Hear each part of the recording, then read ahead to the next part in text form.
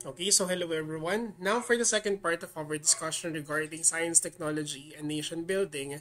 So at this point, we already discussed the contexts that are actually related pagdating sa pre-colonial Philippines. So we already established that in the pre-colonial Philippines, Filipinos are actually superstitious. And then at the same time, even though meron tayong written language known as baybayin, okay, or the Alif Bata that we know, majority po ng mga kwento natin or mga kwentong bayan and knowledge is actually transferred through word of mouth or through teaching. Okay? So at this point, other than the influences na meron mula sa mga Islam during the pre-colonial Philippines and at the same time mula sa mga Tsino na ating mga unang nakabahagi when it comes to the trade system, let's now proceed with the first mananakop na pumunta sa ating bansa. At ano nga ba ang influence ng Spanish or ng mga Spaniards pagdating sa ating bansa? So when it comes to the existence po ng Spanish era, this is not the beginnings of modern science and technology in the Philippines. Okay? So this is now the influences of the ideas of literacy na nagmumula po sa mga Western na bansa. And that's the reason why the Spanish era became the longest and at the same time the most influential among all of the eras when it comes to development of science and technology when it comes to our country. So they actually established during the Spanish regime, established the following: the schools for boys and girls, okay, the hospitals, and at the same time, the existence of scientific research. So let's remember that during the Spanish era, other than the scientific investments, pati na rin po ang investment pagdating sa mismong religion ang nangyari pagdating sa ating bansa. Kaya sobrang laki po ng influence ng religion during this particular time.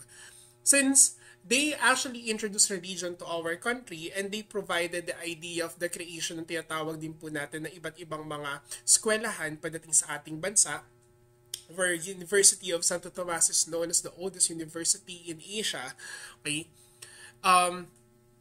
The Spaniards actually introduced to us the different subjects. Okay? And even yung segregation between all boys and all girls school, sa kanila din po yan nagsimula. The understanding regarding the context of medicine with relations to human body, plants, animals, and heavenly bodies ay ilan din po dun sa mga kinonsider during the Spanish era. So, a lot of Filipino students were able to study in Spain, pioneered in medicine, engineering, arts, and music na sila yung nagbigay ng magandang context ito pagdating sa ating bansa. Kaso nga lang, katulad na nga lang na nangyayari po ngayon, unlike na nangyayari ngayon that everyone have that opportunity to avail the free education during those times, kung sino yung mga hindi kaya makapag-avail ng education, hindi rin nila talaga matatamasa itong idea ng literacy na to. So during the Spanish era as well, the different ideas, crops, tools, cultural practices, and technology advances are actually became more prone because of the presence ng galleon trade. Kaya nga po kung mapapansin natin, napakalaki ng impluensya ng galleon trade when it comes to the similarities sa iba't ibang mga naging kolonya ng Espanya, katulad na lamang ng Mexico at ng Pilipinas. Napakarami nating similarities. And when it comes to the ideas nga po ng religion, nandiyan yung context natin na Santo Niño. Okay? Even though in the Philippines, dito lamang tayo meron talagang specific na ideology regarding Santo Niño. Even in Mexico, meron din silang ganitong point of view. Pero mas iba lang talaga yung impact when it comes to our country because of what simply happened during our ancient history. So during the Spanish era, during the latter parts of this, nagsimula na rin tayo makapag-utilize sa iba't ibang mga forms of public transportation. It became an essential tool in providing more knowledge to a lot of uncharted provinces in the country. So kung meron po tayong public transportation, pati na rin po ang mga road systems ay unti-unti rin po nating na-consider during those particular times. Okay? It is now the start of the development po ng mga paved roads, ng mga sementadong daan or ng mga batong daan. Okay? Then if you have watched for instance Malyari or some of the sabihin na po natin na iba't ibang mga movies that are actually that happened during the Spanish era, mapapansin po natin itong mga bagay na to na the ancestral homes are quite the same as the layout na meron nga po sa Espanya. So, ganun po yung significance kung pag-uusapan po natin itong mga context na to. Other than the presence of different infrastructures, during the Spanish era, especially during the revolt ng mga Filipino pagdating sa Spain, the knowledge in combat and artillery became adapted because of the latter part ng Spanish regime. Napakarami po mga context na nangyari pagdating sa bagay na to. Kaso nga lang po, dahil sa napakalaki nga ng naging impluensya ng mga Kastila pagdating sa ating bansa, even yung context natin regarding gender and development ay naging impaired. Na kung saan mas naging malaki ang pagtingin pagdating sa mga kalalakihan kaysa sa mga kababaihan. Then at the same time, they already created here that certain ideas regarding the existence of a specific government and even kung ano pa nga ba yung iba't ibang mga bagay na maaari po natin mo-consider when it comes to the context of education. So all of those things were developed during the Spanish era, pero, okay, pero even up to now, kahit the Spanish era pa po ito talaga na-develop or nagkaroon tayo ng point of view pagdating sa mga bagay na to, even up to now, naging prevalent pa rin ang ideologies na to. So that is quite a downfall kung titingnan po natin yung mismong society natin. Kasi sobrang progressive na ng Spain. Unlike here in the Philippines, okay, sobrang ironic nga kung tutuusin na sobrang progressive ng Spain pero ang Pilipinas, we cannot say the same. Okay? So, those are some of the things po na mapapansin natin pagdating sa mga bagay na to. Then here comes the American era. After the Spanish regime, after nga po na tayo ay mabenta sa mga Amerikano, education in the Philippines now focus not only on science and technology but it now focus on the learning of the English language. Kung dati po, during the time of the Spaniards, ang naging focus po natin dito ay ang pag-aaral ng Espanyol at ng Latin. During the time of the American era, English became the primary language of instruction. Okay, science and technology are still integral when it comes to the part of the curriculum. Pero yung language, literature, and the likes in English na ang mas naging focus ng American era because when they colonized the Philippines, they want to make sure that all Filipinos can actually speak English. Okay, kasi yun nga po yung kanilang language or spoken language.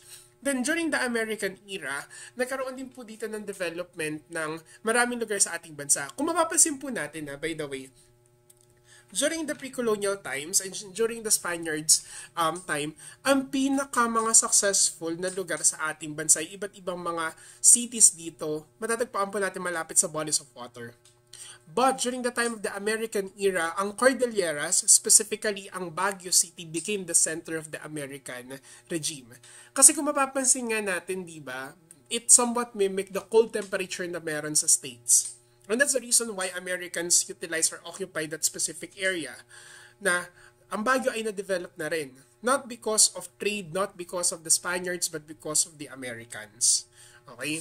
So, isa rin po doon sa mga napansin nila here in Baguio or in the Cordilleras is the rich deposit of different minerals. Kaya po marami ang nagmimina sa Baguio. Marami ang nagmimina sa Cordillera.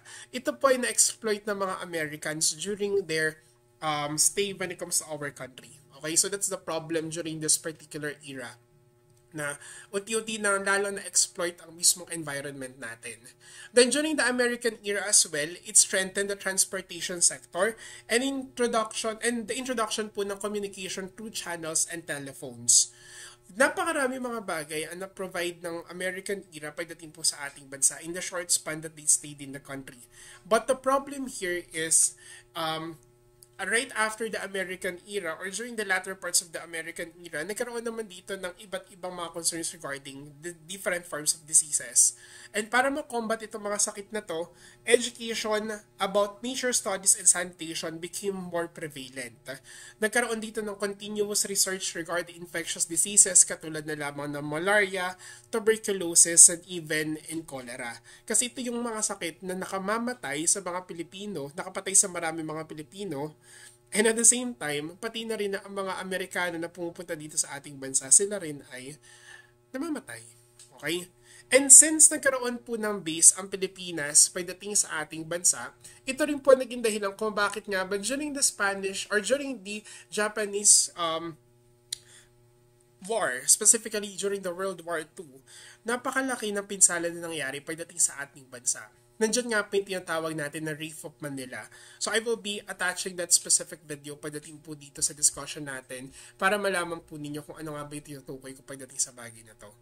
But it actually created that point of view na kung saan during the time of the World War II or during the Japanese occupation, kung English ang naging focus na during the American time, naging Filipino naman ang focus ng panahon ng Hapon.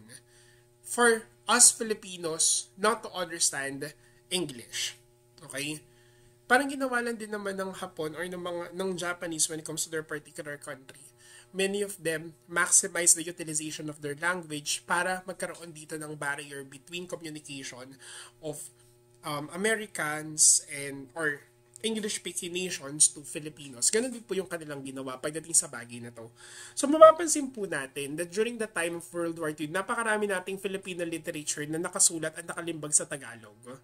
Okay? Kasi yun nga po yung ilan sa mga ginawang propaganda ng mga Japanese para mas ma-maximize yung paggamit ng wika natin. It became good when it comes to the Filipino language, but it became a downfall pagdating dun sa context natin on how we should understand English.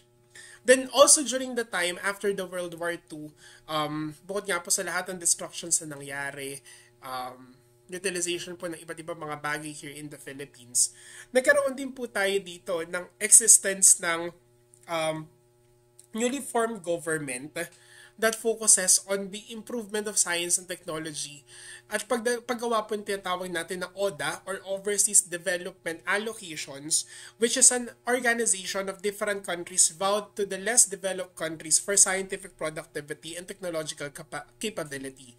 Kaya po sobrang napakalaki ng development na nangyari pagdating sa ating bansa after the World War II because it opened a lot of opportunities para sa mga Pilipinos kasi we are in a developed country.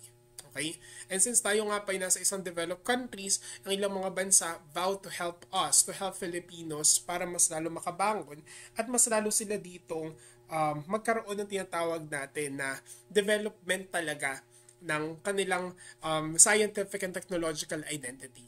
And those are some of the things po na nangyari after decolonization of different countries pagdating sa ating bansa. So even up to now, yung influences po na itong mga banyagan to ay patuloy pa rin na nangyayari sa ating bansa. But I am still hopeful na the next few years, we will be changing this ideology na mahirap nang ipagmalaki ang pagiging isang Pilipino.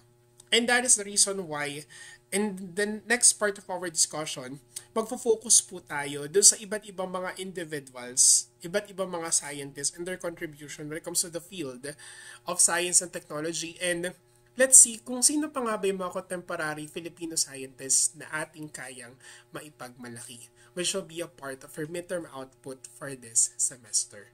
So see you on the next set po ng discussions natin.